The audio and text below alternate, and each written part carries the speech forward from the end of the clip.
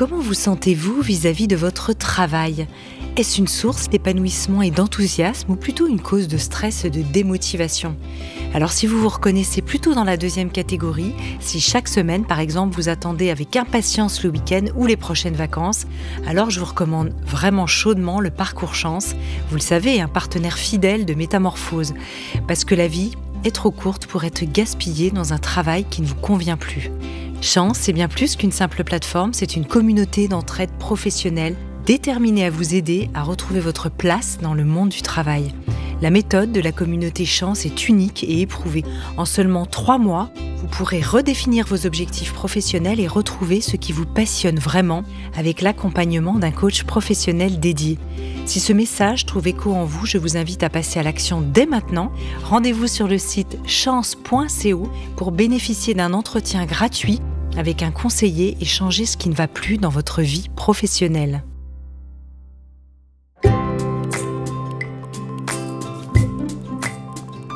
Bienvenue dans la saison 6 de Métamorphose, le podcast qui éveille la conscience. Au fil des semaines, je vous invite à découvrir avec moi des sujets inspirants portés par des personnalités lumineuses pour cheminer ensemble vers un éveil des consciences. Métamorphose, le podcast qui éveille la conscience. Tous les lundis et jeudis, dès 7h.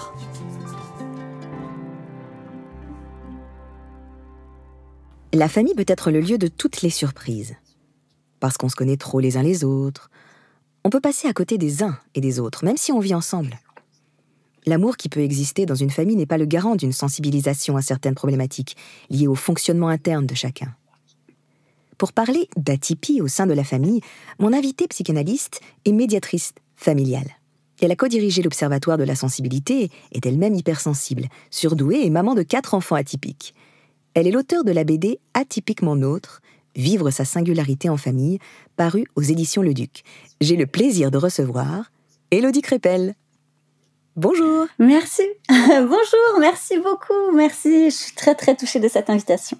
Et nous ravis de vous avoir. Alors vous parlez d'atypie familiale. Pouvez-vous nous expliquer ce qu'est un atypique et en quoi le cadre familial peut-il être neuroatypiquement complexe ? Alors, atypie... Alors, tout le monde est atypique, bien évidemment. Souvent, on me dit ça, mais enfin, Élodie, tout le monde est singulier et unique, bien évidemment. Mais dans ce cadre-là, on utilise le terme atypique pour parler des neuroatypies. Alors, les neuroatypies, qu'est-ce que c'est ? C'est un fonctionnement cérébral différent d'une norme donnée. Si norme il y a, en tout cas. Donc, là-dedans, on parle de la haute sensibilité, autrement appelée hypersensibilité, de la douance, donc le fait d'être surdoué, au potentiel intellectuel, il y a divers noms là aussi. Il y a les troubles du spectre de l'autisme, le TDAH, encore appelé hyperactivité, trouble de l'inattention, et les troubles 10. En fait, on se rend compte que toutes ces particularités, amènent une différence, en tout cas, dans le fonctionnement du cerveau. Et donc, ça a forcément des impacts dans la vie de tous les jours. Voilà. Et donc le choix que vous avez fait de la bande dessinée montre que vous ne souhaitez pas seulement parler à des spécialistes quand vous parlez de troubles, mais également au très grand public, n'est-ce pas ? Oui, mon travail à moi, il consiste à dire « Ok, vous avez donc certaines caractéristiques et parfois, le terme trouble amène forcément l'idée que ça peut engendrer des handicaps ou en tout cas des difficultés dans la vie de tous les jours. Et je veux pas nier ça. Mais moi, j'ai très envie, à travers que ça soit mes livres, mes réseaux sociaux, enfin mon travail en général, de dire de toute façon, vu que nous naissons atypiques, que nous mourrons atypiques, autant essayer de le vivre le plus positivement possible, sans nier bien sûr les difficultés. Et on se rend bien compte, à la fois au niveau des études, mais aussi par rapport au retour clinique des praticiens, qu'il y a un lien génétique, c'est-à-dire que les chiens ne font pas des chats. Et donc, probablement, lorsqu'on est atypique, on a des enfants atypiques. Et le plus drôle dans l'histoire, c'est que souvent les adultes se découvrent atypiques à travers leurs enfants. Bien D'où sûr, la BD. c'est l'inverse, bien sûr. Voilà, oui. donc c'est comme le personnage de Pablo, en fait, dans la bande dessinée. Plusieurs enfants bénéficient de l'amour, de l'encadrement scolaire de leurs parents, mais ils sont rarement reconnus comme atypiques, et surtout quand ils sont en échec scolaire. On pourra avoir beaucoup de mal d'imaginer quelqu'un avec une douance spécifique si les personnes n'arrivent pas à pouvoir avoir une certaine réussite scolaire. C'est presque antinomique, non ? Alors, je pense que surtout, il y a une méconnaissance et donc des préjugés sur ces sujets. Donc, forcément, il y a souvent des préjugés sur des sujets qu'on ne connaît pas. Il n'y a pas de personnes atypiques type. Et ça, c'est hyper important de se dire qu'il ne s'agit pas de cocher des cases. Les atypies, c'est vraiment une expression que j'utilise souvent, c'est elles sont colorées, que ça soit avec notre histoire, notre culture, notre éducation, les gens que l'on rencontre, nos expériences de vie. Bref, deux personnes atypiques ne se ressemblent pas. Donc oui, il y a bien sûr des personnes surdouées qui vont avoir un parcours académique, scolaire, vraiment incroyable. D'autres au contraire pas du tout, et encore d'autres qui seront dans la norme. Alors, j'ai pris un cas précis de Pablo, mais au fur et à mesure de la lecture, on se rend compte que tous les membres ont des atypies différentes et que tous les membres sont uniques et singuliers. Unique et singulier, certes, mais on va quand même finalement mettre un mot qui va, entre guillemets, sanctionner avec une certaine volonté de catégorisation. Alors, à quoi être attentif ? Parce que si tous les comportements sont atypiques, à quoi est-ce qu'il faut être plus attentif en termes de comportement ? Merci de poser la question. Parce que oui, bien sûr. Alors, on n'a pas besoin d'être atypique pour être singulier, unique, ça on l'a dit. Mais ce qui est important dans les neuroatypies, c'est que lorsqu'elles sont pas vues et que finalement elles sont peut-être pas prises en considération comme il se doit, malheureusement, souvent, il y a une perte de confiance en soi parce qu'on ne comprend pas. Et là, il y a un peu deux clans, j'ai envie de dire, si je devais catégoriser. Il y a ceux depuis tout petits qui ne se sentent pas normaux, qui se disent mais c'est quoi le problème chez moi parce que je ne suis pas comme les autres, et ils grandissent avec ça. Et il y a l'autre clan, c'est mais pourquoi les autres ne sont pas comme moi, je ne comprends pas ce qui cloche dans ce monde. Alors ça peut se rejoindre, mais c'est un sentiment très fort qui fait que souvent on entend, les témoignages, ils sont très nombreux de dire j'ai vraiment la sensation de ne pas être sur la bonne planète, d'être un peu un extraterrestre, il y a quelque chose qui fonctionne pas. Et ça va détériorer petit à petit en fait la confiance en soi, la confiance en l'autre et la confiance juste à déployer son potentiel. Alors que lorsqu'on met un mot sur quelque chose, et le but n'est pas d'enfermer dans des cases ou de poser des étiquettes, mais bien en fait de mieux se comprendre. Parce que mieux se comprendre, c'est pouvoir se donner la possibilité de faire des choix de vie en relation et en conviction avec nos valeurs et nos besoins, mais aussi de les exprimer mieux à l'autre. Qu'est-ce qui se passe lorsqu'on ne se comprend pas ? On ne fait pas forcément des choix de vie qui nous correspondent, mais pire encore, lorsque les gens nous demandent de justifier ces choix-là, on en est incapable. Et on peut être soumis au regard encore plus de l'autre et se sentir mal avec ça. Donc, c'est se redonner finalement du pouvoir que de mieux se comprendre. Donc, de mieux comprendre son fonctionnement, c'est ça ? Oui, parce que d'une part pour soi, mais aussi pour l'expliquer aux autres, en disant en fait, si je réagis comme ci, comme ça, c'est parce que. Et dans le cadre scolaire, on voit qu'il y a de nombreux professeurs qui sont attentifs à ça. Alors, bien sûr, on a des témoignages de personnes qui disent ils ne comprennent pas, mais parce qu'ils ne sont pas forcément formés. Mais je tiens à dire que malgré tout, il y en a aussi beaucoup qui sont sensibilisés au sujet. Moi, j'en ai beaucoup en formation. Et justement, qui ont envie d'avoir des clés et des outils pour accompagner ce public particulier. Alors, vous mentionnez avec plaisir avoir 4 enfants atypiques. Comment vous avez fait pour mettre des mots sur des intuitions que vous aviez ? Alors moi, j'ai eu la chance d'avoir été diagnostiquée enfant, donc ça change la donne, parce que du coup, j'ai toujours su et que clairement, j'étais différente. et ça m'a, je pense, donné la possibilité d'aller au-delà de certaines limites qu'on aurait pu. Voilà, j'ai fait des choix de vie hyper atypiques. On a fait du nomadisme en famille, on est expat, on a fait de l'instruction en famille. Enfin voilà, il y a plein de choix comme ça. Ça m'a ouvert cette possibilité-là de me dire de toute façon, quitte à être différente, autant faire des choix différents, mais qui me correspondent.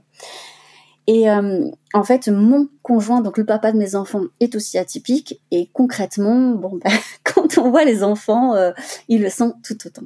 Mais c'est ok parce que comme je connais ces particularités et que je ne les vois pas que négativement, j'accompagne mes enfants justement en me disant il y a des difficultés propres à ça, mais c'est pas que des difficultés. Moi, j'aime bien dire, c'est un peu lorsqu'on est, comme une partie de cartes. On nous distribue des cartes. Et des fois, il y a une carte atypie.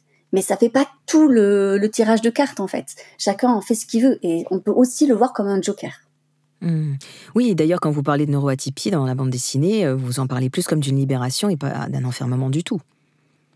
Je propose cette idée-là. Et atout, quoi. Ouais, c'est ça. Alors, je propose cette idée-là. Je suis totalement consciente qu'il y aura des personnes qui vont me dire moi j'en souffre et c'est compliqué et c'est ok. Et j'ai essayé dans la BD quand même de montrer notamment ce Pablo qui essaye de chercher, de trouver sa place. C'est pas évident face au regard des autres, ce genre de choses. Mais je suis assez convaincue que on souffre pas directement de son atypie. En fait, on souffre de son atypie par rapport au monde neurotypique dans lequel nous sommes. C'est ça. C'est parce que justement tout est catégorisé que on en souffre. C'est parce qu'on vous a dit toute votre vie que vous étiez trop, que vous réagissiez peut-être avec trop d'émotions, que vous n'êtes pas assez attentif, que vous êtes trop hyperactif, qu'il faut aller se calmer par rapport aux autres. Regarde comment sont les autres, regarde comme ils sont sages, regarde comme ils retiennent des choses. Mais enfin, il y a que toi qui te mets dans cet état-là. C'est toujours avec ce genre de remarques que je réalise, les gens souffrent de ça en fait. Et ça vient justement les mettre dans des cases et dans des étiquettes, mais qui ne leur correspondent pas. D'accord, donc en fait, on va dire que la souffrance vient du fait de se sentir différent et de ne pas répondre à une certaine efficacité de la norme. Dans la plupart des cas, je peux pas être catégorique sur du 100%, mais vraiment dans la majorité, oui. C'est ce qu'on retient. C'est-à-dire qu'en grandissant, c'est un peu comme si, imaginons que vous faisiez 1m90 et toute votre vie, on vous dit « mais t'es trop grande, mais penche-toi, mais tu as vu comme tu es grande, enfin c'est pénible pour les gens, ils sont en train de se tordre le cou quand ils te regardent. » Enfin, vous voyez, et ben à un moment donné, votre taille va devenir un complexe. Vous allez vous dire « non mais c'est vrai, je suis trop grande » et donc vous allez vous pencher vers l'avant, tout faire en sorte d'être le plus petite possible, etc. Et ben c'est la même chose pour les atypies. C'est souvent parce que depuis tout petit, on leur a fait entendre qu'ils étaient trop, qu'ils étaient pas ci, qu'ils étaient pas ça, qu'ils auraient dû être ci, etc. Et ça, d'année en année, en grandissant avec ça, forcément, vous y croyez. Et moi, mon travail, c'est de dire, bon, ok, et si on faisait table rase de ça, et en réalité, je vais nommer ce qui va pas, je vais vous permettre de nommer, ou en tout cas, vous réorienter vers des professionnels qui vont vous permettre de nommer ce qui, en fait, est réellement, c'est une atypie, et ce n'est pas un problème en soi. Il faut juste la comprendre, vous comprendre, et en faire, en fait, un potentiel. Moi, je le vois vraiment comme un potentiel. Et alors, est-ce qu'il n'y a pas un danger dans une volonté d'hyper-diagnostic, de mettre un mot comme ça dans certaines catégorisations ? Est-ce que c'est pas aujourd'hui la grande mode de pouvoir créer une sorte d'atypie par personne pour essayer de rassurer sur la différence de chacun, que cette différence correspond à une différence que d'autres aussi vivent, vous voyez ? Oui, totalement. Et merci beaucoup de poser la question parce que aujourd'hui, on fait face à cet effet de mode. Alors moi, j'aime bien déjà...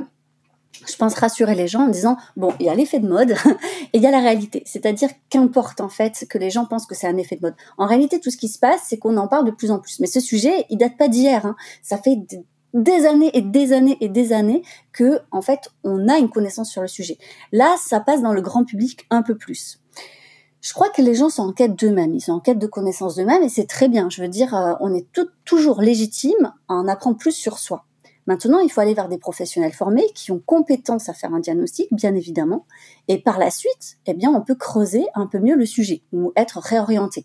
Mais les gens qui ont eu un vrai diagnostic, ça n'a pas à être remis en question. Il n'y a pas de médecins, de psy qui ils sont pas payés au diagnostic, que ça soit vrai ou faux. Donc, je pense que c'est bien qu'il y ait cette recherche d'identité de soi.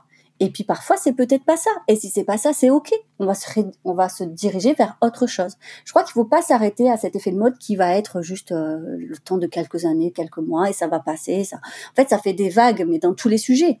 On peut parler d'effet de mode dans tous les sujets. Je pense que c'est important vraiment que les gens s'arrêtent pas à ça et se disent bon, ça c'est les personnes qui n'y connaissent pas grand-chose, qui ont envie en fait de raconter des préjugés et des histoires sur cet effet de mode. Mais moi, finalement, est-ce que ça me concerne ? Oui ou non. Si oui, tant mieux, j'en apprends plus sur moi. Sinon, super. J'enlève cette possibilité et donc j'en cherche une autre. Mmh. Oui, donc en fait, à la limite, tout est bon comme prétexte pourvu qu'on puisse mieux comprendre son propre fonctionnement, c'est ça ? Alors, je pense que du moment qu'il y a une souffrance, oui.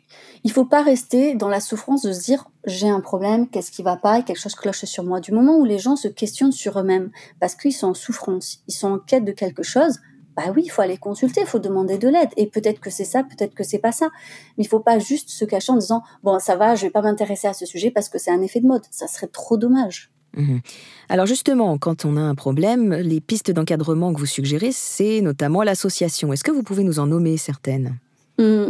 Alors, En fait, j'ai pensé à ça parce que aujourd'hui, c'est vrai qu'on a beaucoup de personnes qui témoignent qu'elles sont allées voir un spécialiste, qu'elles ont passé des tests, elles ont eu alors le bilan et c'est tout. Alors c'est pas toujours le cas, mais c'est vrai que malheureusement parfois il y a des mois d'attente, ça c'est une réalité, voire des années notamment pour le TSA, et ils n'ont pas toujours le temps, ces experts, de faire un suivi derrière. Et les associations, ça permet aussi de faire des rencontres de personnes qui vivent la même chose. Là, notamment dans le cadre de mon livre, lorsqu'on est parent d'enfants atypiques, on se sent souvent seul, isolé et incompris.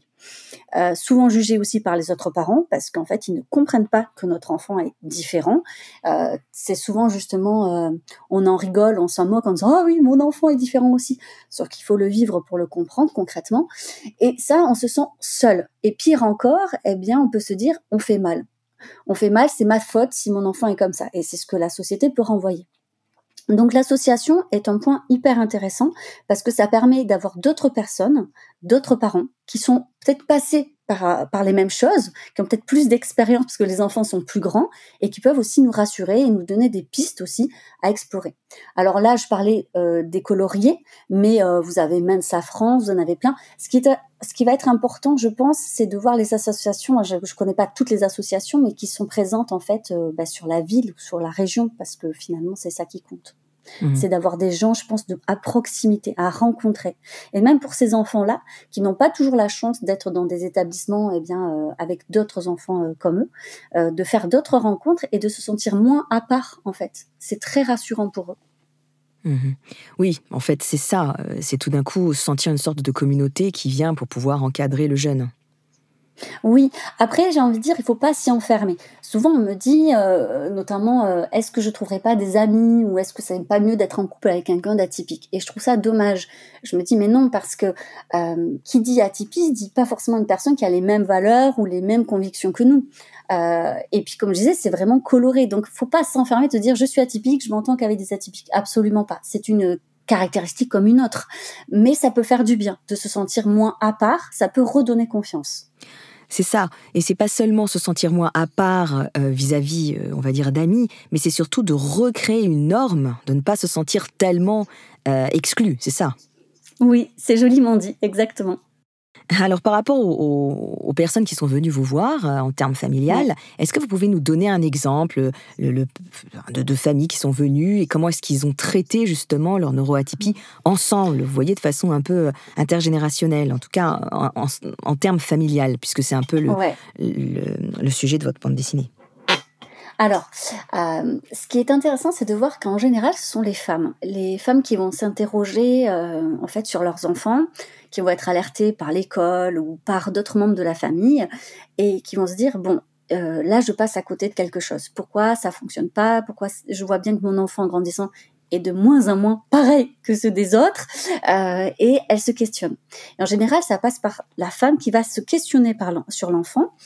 Et ce qui est très intéressant, et c'est très féminin, dans le cadre par exemple de la douance, lorsqu'on dit votre enfant est surdoué quand il y a eu un test, est-ce que vous ou le papa vous êtes concernés? Et les femmes ont souvent la même réponse, c'est ah non moi, ah non c'est forcément le papa, non ça vient du papa, c'est sûr. Et c'est très intéressant de voir que lorsqu'on accompagne ces familles, les femmes sont beaucoup plus dans le déni d'une potentielle caractéristique. Alors pour l'hypersensibilité, ça va, elles peuvent accepter, mais voilà, c'est pas dangereux. Mais c'est ça, c'est très intéressant de voir à quel point en fait le sexisme a imprégné aussi notre vision des atypies. Parce que c'est ah non mais moi c'est sûr, je suis hypersensible. Alors sûr pourquoi? Parce que là aussi elles se disent que comme elles sont émotives, c'est qu'elles sont hypersensibles, alors que c'est pas du tout ça. L'hypersensibilité c'est beaucoup plus large et beaucoup plus complexe. Mais du coup elles se disent ça doit être ça. Mais pour le reste, non. Et en réalité, petit à petit, lorsqu'on explique ce que sont les atypies, comment elles se colorent, comment ça fonctionne, et lorsqu'on travaille sur les préjugés qu'ont ces familles, là, d'un coup, c'est hyper intéressant, comme ça lève le voile aussi sur, en fait, d'autres générations, sur l'intergénérationnel, en disant « Oh, mais mon père était comme ça » ou « ma sœur est comme ça, mais c'est vrai que ma mère et ma tante m'a toujours dit que… » Et là, ça fait plein de liens dans leur tête. Alors, est-ce que c'est vrai, pas vrai? Souvent, c'est compliqué parce que, en plus, les anciennes générations, on n'avait pas cette connaissance qu'on a aujourd'hui. Ils n'ont pas forcément passé le test, ils n'en ont pas forcément l'envie. Donc, on peut pas confirmer. mais ça fait des liens. Et souvent, ça recrée des liens d'ailleurs. Lorsque les familles ont été brisées, parce qu'il y a eu trop d'incompréhension, parce qu'on s'est senti rejeté, parce qu'on s'est pas senti aimé ou on s'est pas senti compris par nos propres parents ou par nos frères, sœurs. Et c'est intéressant de voir à quel point la connaissance des atypies renoue le lien, en fait. Ça, c'est très, très important. Ça renoue le lien parce que, du coup, ça vient mieux comprendre le fonctionnement, ça vient excuser certains comportements, ça vient expliquer certaines choses. Ouais, je me rappelle de cet exemple, puisque vous m'avez demandé un exemple, d'une maman, hein, voilà, qui a découvert qu'effectivement, elle avait, elle était autiste, donc c'est très large, l'autisme là aussi, mais donc forcément, quand on ne connaît pas, on a peut-être qu'une image très fermée de ce que ça peut être. Et elle a compris que, en fait, en faisant des recherches, en passant elle-même, le test, le diagnostic, elle a compris que certainement sa mère l'était aussi, et à quel point sa mère a été en souffrance toute sa vie, parce que n'était pas là où elle en était, et je pense que la société non plus, et qu'elle a été malmenée, et du coup malmenante. Et ça a ouvert une grande conversation, et je pense beaucoup de bienveillance envers sa maman, qui était âgée certes, mais ça lui a permis de voir les choses autrement. Et je pense d'apaiser quelque part un conflit interne, un désamour qu'elle ressentait depuis longtemps, et où elle a compris qu'en réalité, il ne s'agissait pas de ça. Donc en fait, il faudrait qu'on puisse dévoiler les neuroatypies le plus tôt possible. Ça serait bien, mais encore une fois, moi je dis souvent le test n'est pas obligatoire. Quand il y a des gens qui sont atypiques, ils le savent pas, ils n'ont pas besoin de le savoir, ils sont heureux dans leur vie et je vois pas pourquoi on irait les embêter du coup. Donc je crois que c'est vraiment dans le cadre où la personne elle est en recherche et ça peut être très tôt. Il y a des enfants atypiques dès le plus jeune âge en fait, ils ressentent ce décalage entre eux et les autres. On a des témoignages comme ça où ils disent mais je me souviens à l'école, au primaire, alors même en maternelle. Je regardais les autres enfants autour de moi et je me disais, mais qu'est-ce que je fais là ? Et c'est fort comme témoignage. Parce qu'après, ça reste tout au long de la vie, cette sensation de, mais qu'est-ce que je fais là ? Le décalage, bien sûr. Et ça, mettre un mot dessus, je pense que ça peut être rassurant dans ces cas-là. Donc, si on a un enfant qui se pose des questions, qui dit, mais maman, papa, qu'est-ce qui va pas chez moi ? Pourquoi je suis pas comme les autres enfants ? Je crois qu'il faut pas juste balayer ça d'un revers de la main en disant « Mais qu'est-ce que tu dis ? Mais non, mais c'était incroyable comme tous les autres enfants, allez, tout va bien. » Non, parce qu'en fait, c'est des premières questions d'identité et quand ça arrive très jeune, ça peut générer un malaise. Alors ça, c'est très très compliqué parce que du coup, par exemple, pour votre héros, on a des phases d'abattement, de découragement, des phases de dépression. Est-ce que c'est là où on doit se dire que ça peut être des signes révélateurs? Parce que c'est ça le problème, c'est que pour des parents, on ne sait pas jusqu'où accorder de l'importance à des phrases comme « je ne suis pas comme les autres »,« je m'aime pas ». Il faut quand même, à partir de combien de fois prononcer la phrase doit être prise au sérieux pour que, la volonté simplement de calmer le jeu. Parce que, on a aussi des enfants qui peuvent aussi aimer jouer en voyant tout d'un coup le visage du parent changer avec ce genre de choses, en se disant « je suis pas comme les autres, pourquoi est-ce que je suis pas comme les autres ?» etc. Donc, à partir de quand se dire qu'il faut prendre l'enfant au sérieux très tôt ? Alors, en fait, moi, je retournerai un petit peu cette question-là, que merci de la poser, parce que je pense qu'il y a beaucoup de parents qui se la posent dans ce sens. Mais moi, j'aurais tendance à leur dire, pourquoi ne pas la prendre au sérieux ? Prendre au sérieux quelque chose, ça ne veut pas dire en faire tout un drame. Absolument pas.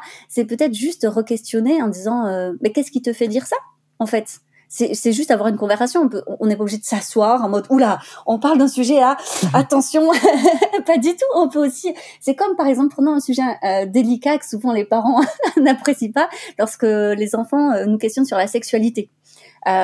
C'est la fameuse comment on fait les bébés. Bon, on va pas se dire oula, grand moment.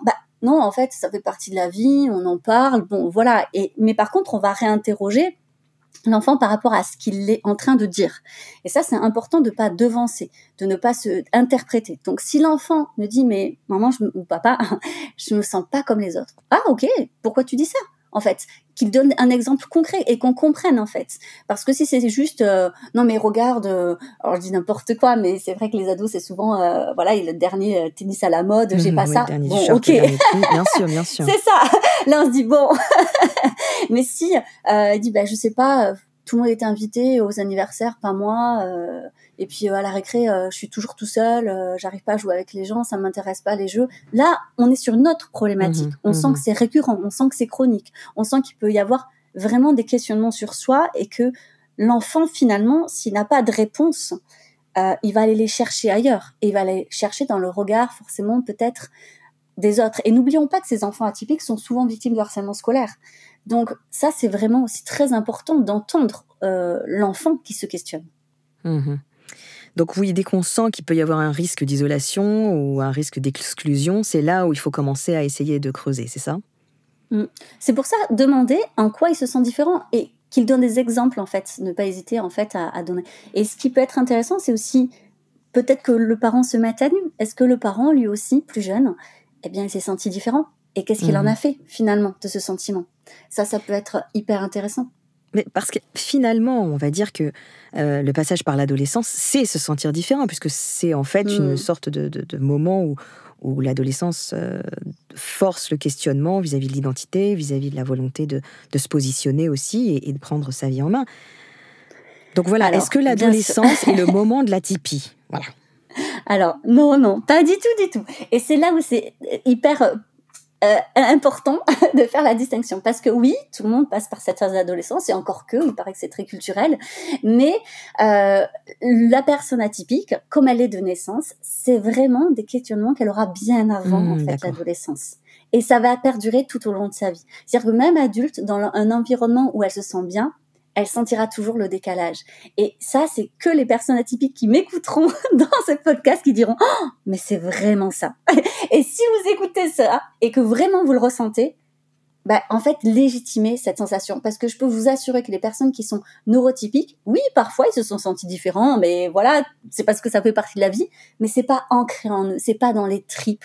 Ils sont pas en recherche de réponse. Absolument pas. Parce qu'en fait, il y a des hauts, il y a des bas, mais tout ça, en fait, ça les intéresse même pas. Je suis sûre qu'ils écoutent même plus d'ailleurs ce podcast. Alors, pour ceux qui continuent à écouter le podcast, est-ce que la notion même d'atypie devrait être apprise à l'école très tôt pour ne plus être un tabou ? Je pense, en tout cas, qu'on pourrait ouvrir le champ des différences. Comme on le fait avec les religions, les cultures, les langues, on pourrait aussi parler effectivement des neuroatypies. Et parce qu'il y a des enfants en fait qui sont concernés par ça. Lorsqu'on parle par exemple de handicap, on n'en parle déjà pas assez à mon sens à l'école. Mais on pourrait parler de neuroatypie. Par exemple, moi je vis au Royaume-Uni. Et il y a beaucoup d'écoles qui prennent comme modèle le modèle suédois. Et c'est intéressant de voir à quel point ils ont tellement en fait vulgarisé ça, que tout le monde sait ce que c'est une personne qui est hautement sensible, par exemple. Et c'est OK. Oui, donc en fait, plus on réussit à poser ces mots, même dans un contexte scolaire, plus la notion d'atypie va être moins appréhendée comme étant quelque chose de problématique, en fait. Oui, et d'ailleurs, on fera face à cet effet de mode qui n'existera plus, parce qu'il ne s'agira plus d'une mode. C'est juste une normalité, en fait. Oui, il y a des personnes atypiques, comme il y a des personnes, en fait, qui ont des couleurs de peau différentes, comme il y en a des grands, des petits. Bref, voilà, c'est une différence parmi tant d'autres. D'accord, oui, il y a un apprentissage de la différence. Est-ce que vous pourriez nous raconter une anecdote, mais peut-être une anecdote cette fois pleine d'espoir, tirée de votre métier de praticienne, eu égard à ce que vous avez vu ou entendu dire d'un membre d'une famille que vous avez suivi, vous nous avez parlé de cette femme vis-à-vis de sa mère. Est-ce que vous pourriez nous parler d'un adolescent ou d'une adolescente vis-à-vis de sa famille ? Ça nous intéresse aussi beaucoup. Ouais, c'est vrai que je pense qu'être parent d'ado, c'est toute une épopée, hein, même. La parentalité est une épopée. Mais oui, on a beaucoup de retours, souvent, de parents qui disent, voilà, mon enfant a des addictions. On retrouve beaucoup chez les jeunes garçons l'addiction aux écrans, au cannabis, chez les jeunes filles des troubles alimentaires. Bon, et en général, derrière ça, il faut aller chercher. Alors, c'est pas directement en lien avec les atypies. Mais là, dans ce cadre-là, souvent l'atypie, c'est une intensité supplémentaire. Donc, forcément, dans une addiction, il y a une intensité. En tant que parent, on peut être que inquiet. On peut être que alarmant. On est mal, on ne sait pas quoi faire. Et j'aimerais rassurer les parents en disant, justement, j'ai énormément de témoignages de parents qui me disent, voilà, il a lâché le collège, il séchait tous les cours, c'était une catastrophe, il passait son temps juste à fumer, je savais plus quoi faire. Et en allant de professionnel en professionnel, le jour où ils se rendu compte qu'il y avait une atypie, que cet enfant a pu être finalement accompagné, a pu trouver d'autres enfants comme lui, d'autres adolescents, a pu se créer un autre noyau. C'est un peu comme, vous savez, cette métaphore de la fleur où on dit, mais si une fleur ne pousse pas, on va pas en vouloir la fleur, c'est juste l'environnement qui n'est pas adapté. Eh bien, le parent, en étant proactif, en cherchant un environnement plus adapté, eh bien, j'ai énormément de très, très beaux témoignages, plein d'espoir, qui montrent qu'après, ce sont des adultes très épanouis, bien dans leur peau, dans leur pompe, qui font des choix de vie qui leur conviennent, qui réussissent vraiment leur vie, tant professionnelle que familiale, et ça fait du bien. Comme quoi c'est possible, même si on a la sensation que là, tout part à volo, c'est possible. Et je dis pas que juste la connaissance de l'atypie fait tout, absolument pas. C'est vraiment parce qu'on va travailler sur l'environnement petit à petit, ça prend du temps. Mais cette intensité-là, chez cet adolescent, eh bien, c'est un potentiel, en fait. Et il faut laisser le temps qu'il puisse pousser comme n'importe quelle graine. Oui, donc vraiment essayer de comprendre qu'il y a un changement d'environnement, un changement d'amis, un changement d'école, un changement complet pour qu'il puisse Parfois, y avoir ça passe par là, ouais. Ouais. Mais il faut pas rester seul. De toute façon, je pense qu'importe le sujet, je pense que dans votre podcast Métamorphose, ça parle de ça aussi, c'est-à-dire qu'il faut oser demander de l'aide. Si vous écoutez ce podcast et que vous vous sentez submergé, on n'a pas parlé là du burn-out parental, mais c'est un vrai sujet lorsqu'on a des enfants atypiques, parce que ce sont des enfants qui demandent encore plus dès tout bébé. Il y a une intensité supplémentaire. C'est souvent des enfants qui ont des problématiques de sommeil, qui en fait ont encore plus besoin pour remplir leur réservoir affectif. Donc ça vide forcément celui des parents. Et donc si vraiment vous avez la sensation qu'aujourd'hui être atypique est un poids, demandez de l'aide. Ça devrait pas l'être. Demander de l'aide, donc on a parlé des associations. Est-ce qu'il y a d'autres aides que l'on peut imaginer? Par exemple, est-ce qu'aujourd'hui il y a des établissements spécialisés dans le privé qui prennent en compte justement la notion de neuroatypie? Oui, mais c'est pas une solution pour tout le monde. Déjà parce qu'il y en a peu malheureusement, et puis c'est cher, donc tout le monde n'a pas forcément les moyens. Après, il y a des atypies qui peuvent effectivement, être dans le cadre de la MDPH, donc il y a une prise en charge qui peut être faite, mais c'est pas toujours le cas parce que ça dépend de l'atypie. Par exemple, la haute sensibilité et la douance, ce n'est pas le cas. Pour les autres, oui. Donc, je pense que demander de l'aide, ça passe déjà par oser en parler, oser poser des questions. Souvent, on me dit, mais j'ose pas, et les gens, ils vont me dire, mais pour qui je me prends? Et voilà, il y a encore ce côté où c'est l'effet de mode qui, malheureusement, en fait, font du tort à ces gens-là parce qu'ils osent encore moins en parler, alors que tout professionnel digne de ce nom, en fait, ne jugera jamais une personne qui se pose des questions.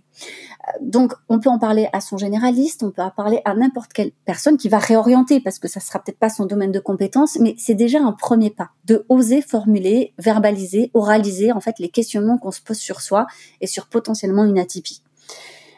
Et après, souvent, il faut du temps pour avoir un psychiatre ou un psychologue spécialisé, malheureusement. Alors oui, on a ces professionnels de la santé qui sont là aussi pour guider. Mais en termes d'environnement en tant que tel, est-ce que vous avez par exemple connaissance, je dis n'importe quoi, mais de colonies de vacances ou alors de lieux comme ça, et qui peuvent essayer de proposer une mise en commun de personnes vis-à-vis des neuroatypies, ou ça se fait pas encore? Eh bien, vous me posez une colle là. Je sais que ça se fait en fait, ça va être plutôt des sorties, mais liées à des établissements particuliers, donc il faut déjà rentrer dedans, mais des colonies comme ça, je pense pas.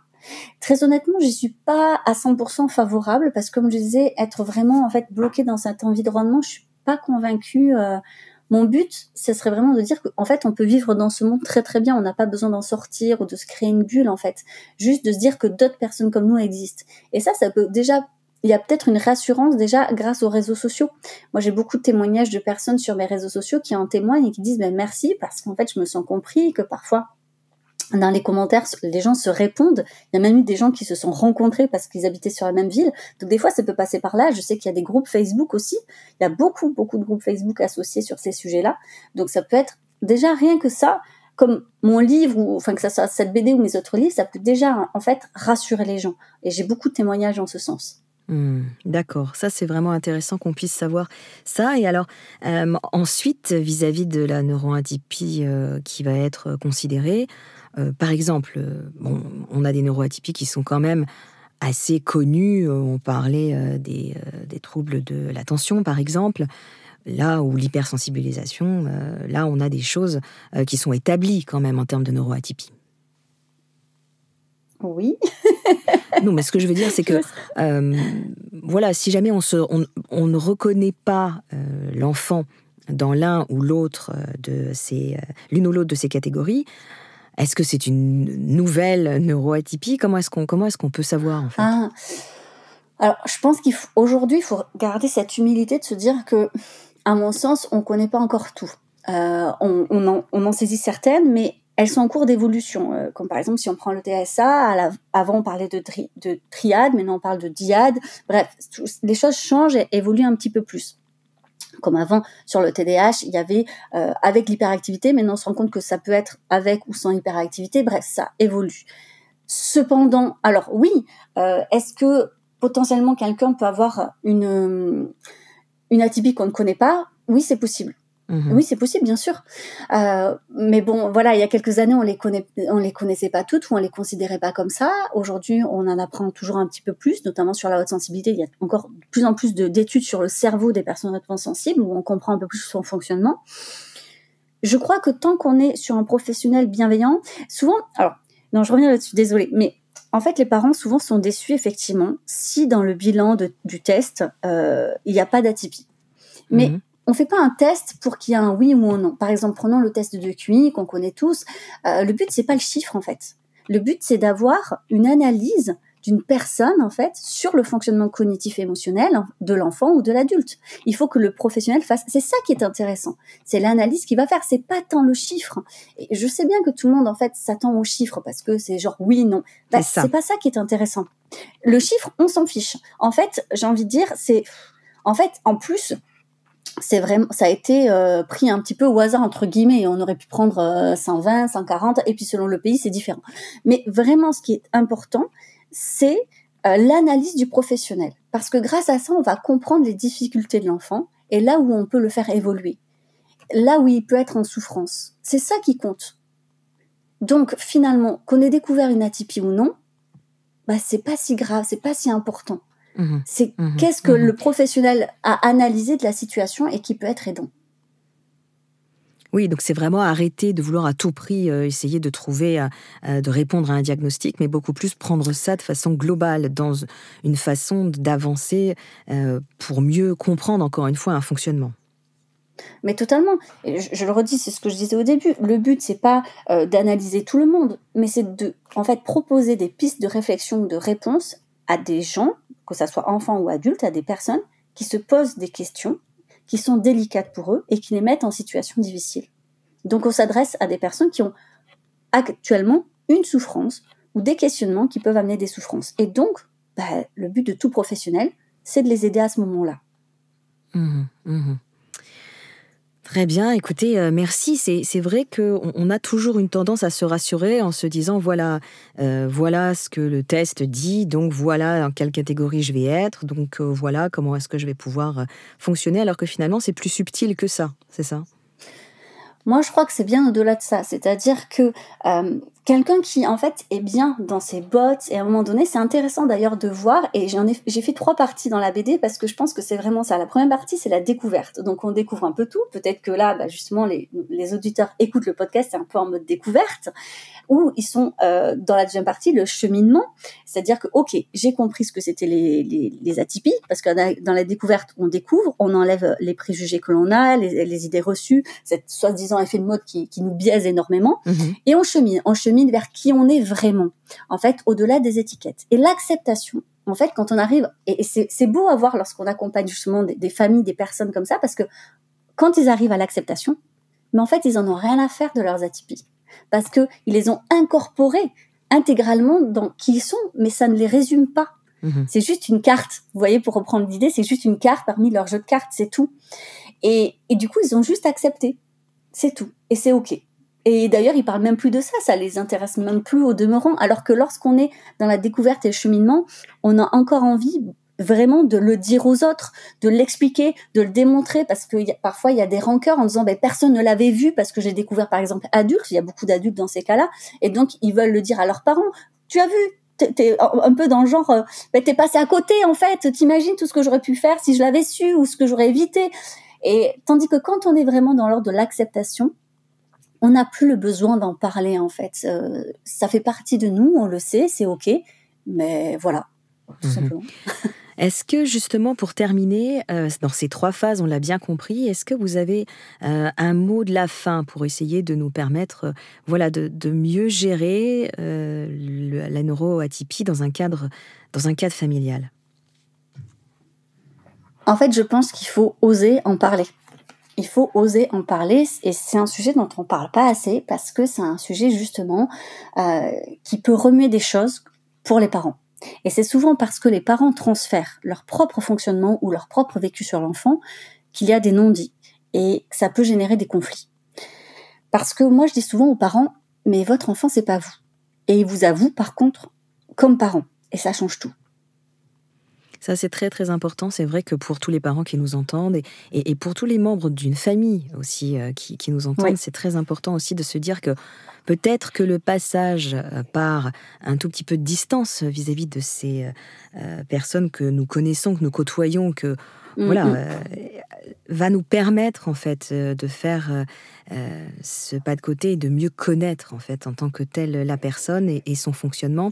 Et c'est pour ça que ce que vous proposez par cette bande dessinée est vraiment très important, je pense, dans la volonté de respect vis-à-vis de l'autre. Et j'ai trouvé aussi très touchant le titre, Atypiquement Nôtre, puisque c'était vraiment dans une idée de meilleure réconciliation, de meilleure reconnaissance de nos différences les uns les autres.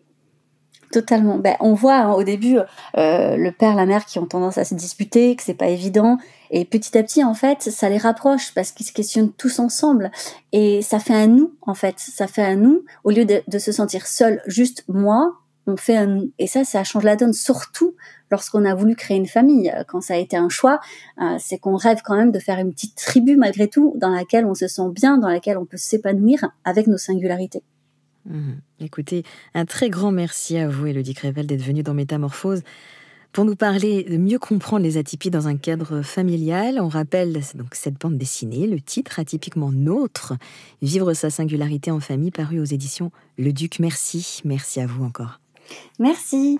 Est-ce que je peux juste rajouter un petit truc, parce que je trouve que c'est hyper important? Mais bien sûr, au contraire, allez-y. En fait, je voudrais quand même remercier Sévanie, qui est l'illustratrice de la BD, parce qu'on met pas assez en valeur les illustrateurs. C'est vrai. Mais sans eux, il n'y a pas de BD, puisque moi, je sais pas dessiner. Et donc, un grand merci à elle, parce qu'elle est également maman de 4 enfants, qu'elle est également, en fait, atypique, et qu'elle aurait eu beaucoup de choses à dire également sur ce sujet-là. Donc, j'ai adoré collaborer avec elle, parce que ça a été une collaboration vraiment fantastique, à 4 mains. Donc, un grand merci à elle. Un grand bravo à elle. C'est vrai que ces dessins dans la bande dessinée sont édifiants et aident beaucoup justement à pouvoir permettre au grand public de mieux comprendre cette notion d'atypie. Merci à vous et à très bientôt dans Métamorphose. Au revoir. Si vous avez aimé ce podcast, n'hésitez pas à lui donner 5 étoiles sur Spotify et surtout abonnez-vous gratuitement sur votre plateforme préférée pour ne manquer aucun épisode. Découvrez mes invités en avant-première sur Instagram à l'adresse Métamorphose Podcast et abonnez-vous aussi gratuitement dès maintenant à la newsletter Métamorphose pour être au courant de nos conférences, ateliers et de nos dernières actualités. Pour ça, rendez-vous sur notre nouveau site www.métamorphosePodcast.com. Métamorphose, le podcast qui éveille la conscience. Tous les lundis et jeudis, dès 7h.